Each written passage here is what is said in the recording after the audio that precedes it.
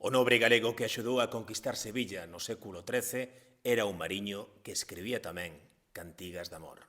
Paio Gómez Charino, señor de Rianxo, quinto almirante de Castilla, en 1248, cando Sevilla era musulmá, incorporouse con 27 barcos de Pontevedra á frota que baixaba de Cantabria con Ramón Bonifaz á fronte.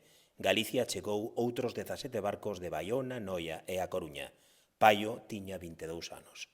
O 3 de maio de 1248, o día da Santa Cruz, dous barcos galegos subían polo río Guadalquivir.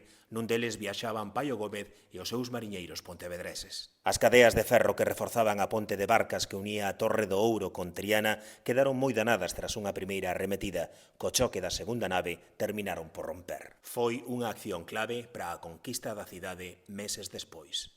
Por iso, o escudo de Paio Gómez Charino, coas 5 flores de lis, está nas paredes dos reais alcáceres de Sevilla, nos escudos de algunhas cidades do norte de España, como Santander e Avilés, de onde eran moitos dos mariñeiros que participaron na acción, figuran as cadeas da ponte sevillana. As cadeas consérvanse nunha igrexa de Laredo.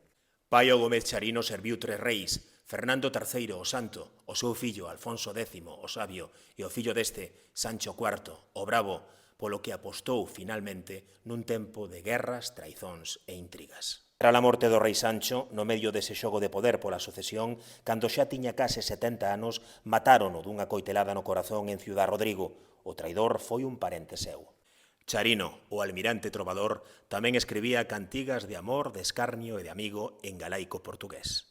As flores do meu amigo briosas van no navío, di a súa famosa cantiga en alusión ás flores de lis do seu escudo. Hoxe en Pontevedra hai unha rúa co seu nome, outra na Coruña, na que viviu Picasso durante 4 anos. E o sepulcro en San Francisco, en Pontevedra, o epitafio da sepultura certifica a súa participación na conquista de Sevilla. Aquí xace o moi nobre cabaleiro Paio Gómez Charino, que gañou a Sevilla sendo dos mouros.